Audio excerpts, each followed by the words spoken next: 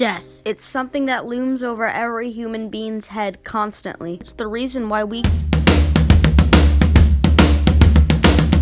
created religion, to give us a purpose to death, a meaning for life. Because the thought of knowing you're here because of someone's grand plan is a lot more comforting than knowing you're here just to reproduce. And I think the media that teaches us about death the best would be film. Because I don't know if I'd be the same person with the same thoughts right now without Finding Nemo. Because film has shaped the way I view the world and how I view death.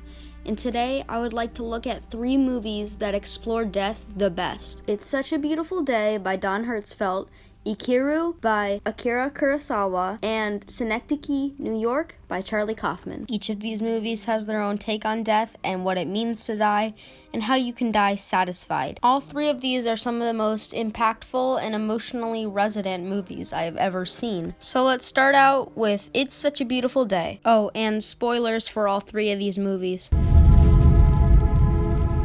This is one of the most emotionally and sensory demanding movies I've ever seen. This is my favorite animated movie of all time because of how it portrays its topic, which is death, and how animation helps elevate that topic. The animation in this movie is endlessly creative, and it's also very funny.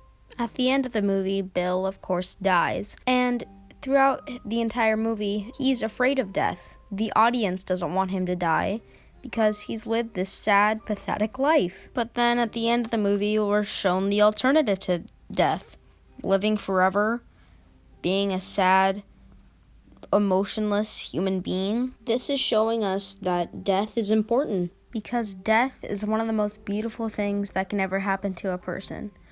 Because only when you're about to die do you notice the beauty in everything. That death isn't something to be feared, it's just something that comes with living. And that is the main theme of It's Such a Beautiful Day. This is the first movie that I had seen that explored death in such a mature and in-depth way. Obviously, I would highly recommend all 3 of these movies.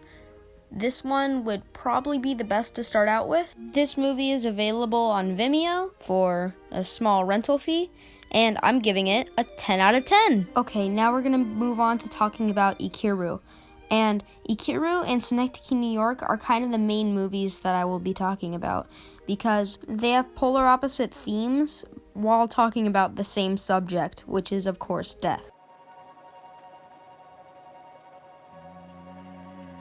Akira Kurosawa might be my second favorite director of all time, right behind Stanley Kubrick. Almost every one of his films are masterpieces.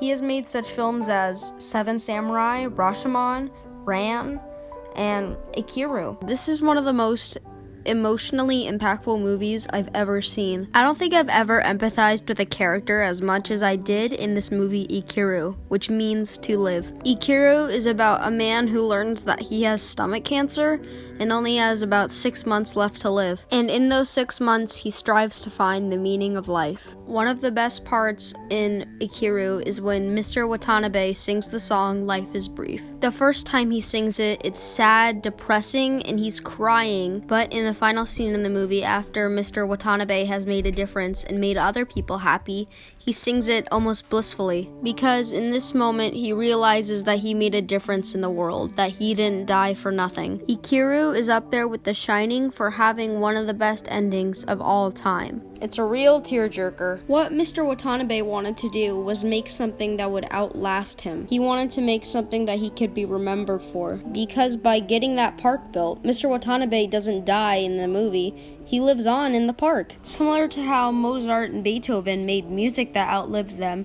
Mr. Watanabe made a park that will outlive him. He also made the park to bring joy to others, similar to how Toyo makes toy rabbits for children. Overall, Ikiru is one of the most hopeful and inspiring movies I've ever seen, and is probably in my top 3 movies of all time. Now, Ikiru's message is in direct contrast with the next movie I would like to talk about. Synecdoche, New York is my favorite movie of all time. And I know what you're thinking. What? The Toothpaste Teacher made an entire video saying why 2001 is your favorite movie of all time. Shut up! Shut the fuck You have up! no right to take Shut people's trust. up! Will you shut up? Shut up! Shut up! Shut up! Now! For those of you who don't know, I am a huge Charlie Kaufman fanatic. I am extremely excited for his movie I'm Thinking of Ending Things coming out September 4th. This movie I would consider to be obviously his best. In the past two movies I discussed, the main characters were diagnosed with something which made them think that they were going to die. In this movie, Keaton is just diagnosed with living, knowing that he will die from the day he is born. In Ikiru, Mr. Watanabe built a park which made his spirit live long after he died. In this movie, Keaton is trying to do the same thing because he is fearful of dying and being forgotten. So he keeps expanding his project. His project, of course, being a replica of New York.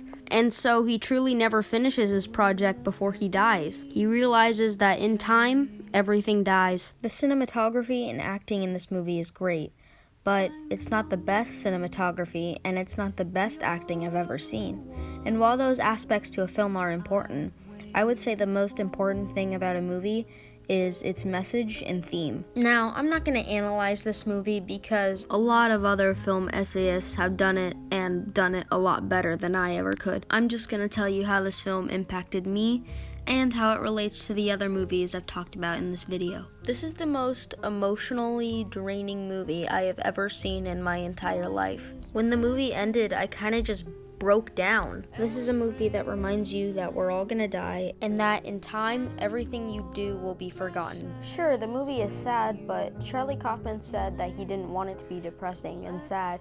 He just wanted it to be honest. And while 2001: A Space Odyssey will always have a special place in my heart, Synecdoche, New York is my favorite movie of all time, and I don't really think anything can ever top it. So please, do yourself a favor and watch Synecdoche, New York, and then watch YMS's videos on it.